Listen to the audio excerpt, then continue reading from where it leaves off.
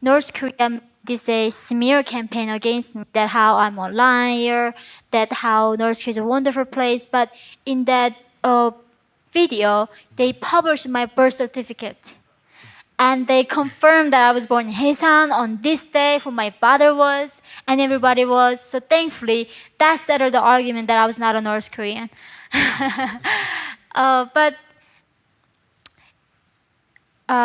because I spoke out, they went after 3 generations of my family.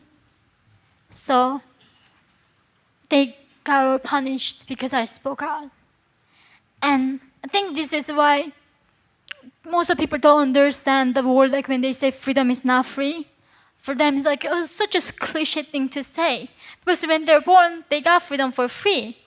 So they don't understand how precious freedom is, how some people pay so much price to be free.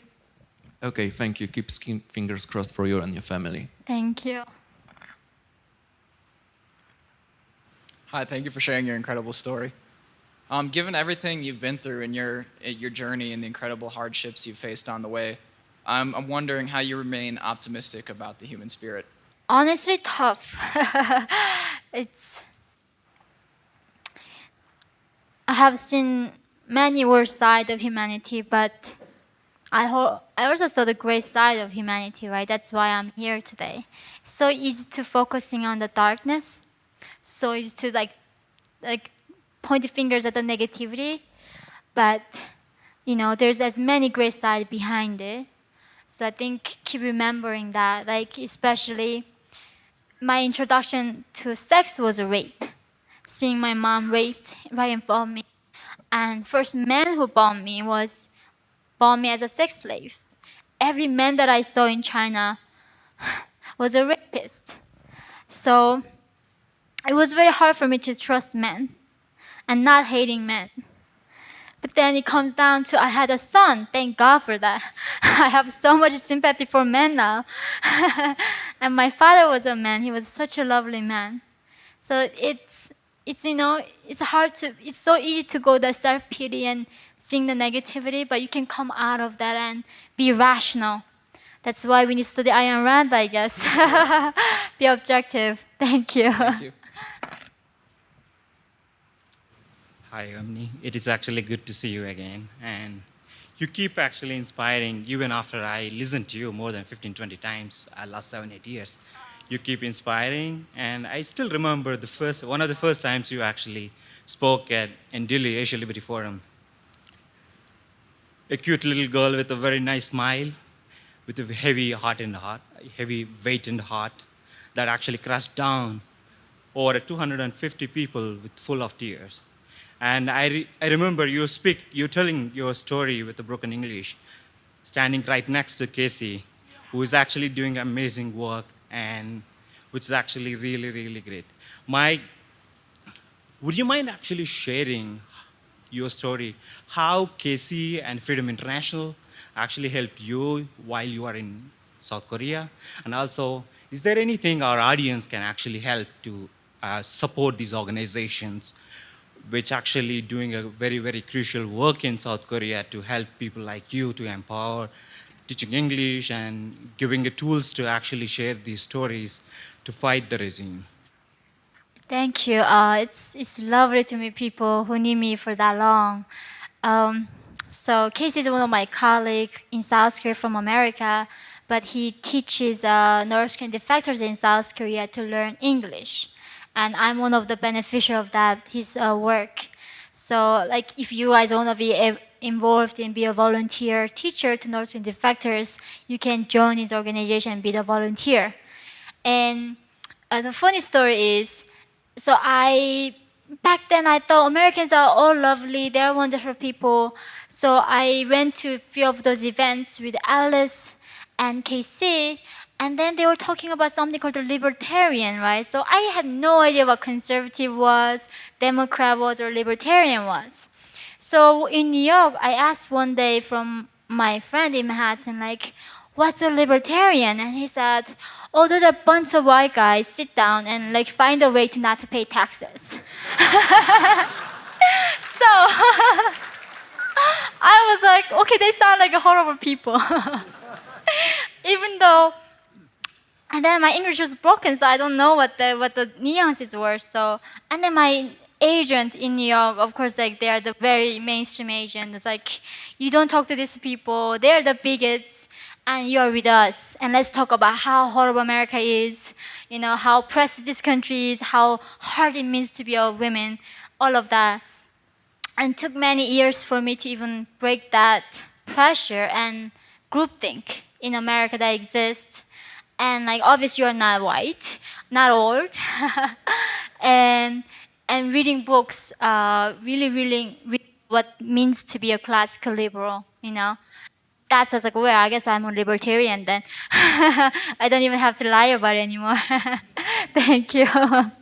Yeah. Thank you so much. Thank you so Keep much. fighting for freedom and keep inspiring us. Hey, thank you so much for sharing everything. I'm really grateful that you could be here with this audience. But I kind of want to point out that obviously this audience, is very friendly to your point of view already. Friendly bastards. But like, I guarantee you, everyone in this room came in already thinking, communism is bad and has horrible consequences for real people. But you said you live in downtown Chicago. I lived there until recently. And there's lots of people there who, communism is bad is not a prior assumption. And they're concerned with those more American problems that you mentioned earlier. How do you talk to those people? And is there hope for changing their minds? I think there is a hope if we send them a summer camp in North Korea for a month. Each one of them. I think most of Americans haven't left the country. And even if they have left, they've gone to these like resorts and nice hotel with the running water and shower. And they don't even speak the foreign languages. It's like I speak three languages. It's a very norm for the foreign nation people speak multiple languages. In America, it's hard to find people who speaks fluent in another language, right? They might speak few like Hispanic, like Spanish, but most of the time that's it. Or like bonjour. I speak French. Like what do you know? That's it. So that's the thing. I think that worldliness is lacking. Some things America need to improve. I think that's it. That Americans really haven't seen the world, they haven't gotten out that much, and they are saying things like almost like nonsensical like that. So we need to maybe come up with a program with the government, exchange your students like to North Korean people to America, and after a month you want to stay there or want to come back. Yeah. That would be a great program to have. I would fund that program actually. Thank you. Yeah.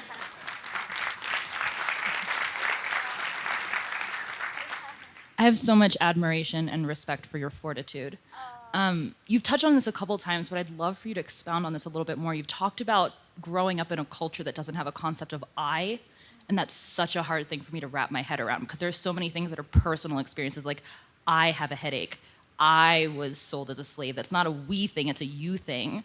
So coming from that culture and now living in a culture where I is a very predominant concept. Can you talk a little bit about the difference of like how you think about things that are personal experiences when I is not like a core concept in your worldview?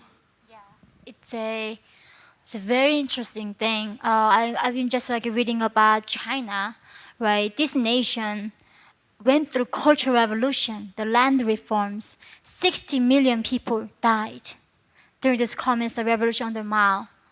And most of those people went through this are still alive. Whereas in China, the regime would come forcefully locking down the skirts and take their those tubes out so they cannot get pregnant more than one child. And this is in their living memory. But in America, when I came here, these people went through slavery such a long time ago, but their memory is so vivid. And every life they feel that oppression. So what is the difference? I think Chinese, like in North Koreans, have the mindset where in our culture that we matters. Yeah, as long as I'm in a group, I'm safe, and we all went through it together. So there's no point. But in America, the I is so important that okay, I feel this way. I feel this way. Even though maybe a lot of you went through this, it doesn't matter. I went through it too.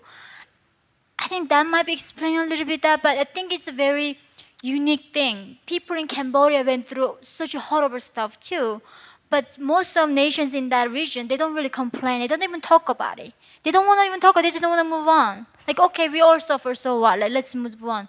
Let's like build a nation. So I know like after once if North Korea opens up, I know there's gonna be so much generation trauma, and I hope my nation to come out of with gratitude and stronger and not being destroyed by their past.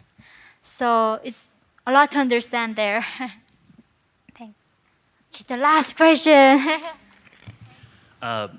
Your journey to freedom is something you should very much be proud of, and I find it distressing to hear that people have tried to make you feel ashamed of that, because as many people I think in this audience would tell you that genuine, earned, warranted pride is virtuous, and so you have something to be proud of.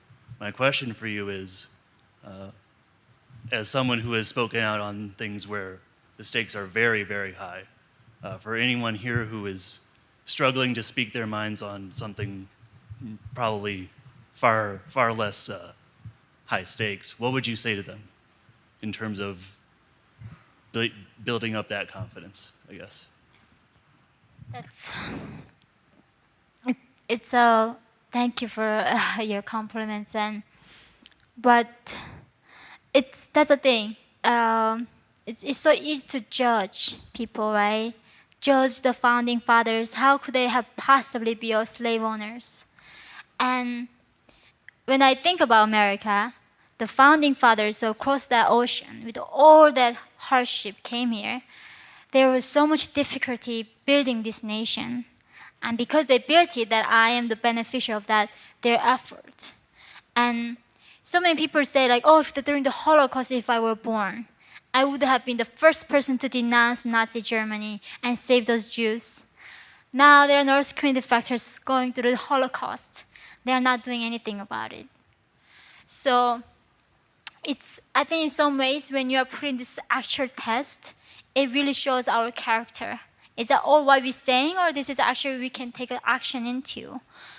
I know that I wrote actually a second book about the American wokeness and the threat of socialism in America, and I had to move out of my agent, who was the like CIA and ICM, the best agent in the world. And like people thought like, I was crazy. Why would you do that? But I think it shows that even if you lose your job, so what? You're not gonna starve. You know, I think that's what we need to in America. It's like a lot of people think, oh, it's like me coming out and speaking out what is wrong with the society not gonna make a difference, but that will make a difference. So I hope that you do that at your workplace. If you have to agree with that sensitive training and things that you have to go through in the corporate world or the Ivy League education, we need to make that commitment to shine the light. So thank you, everyone.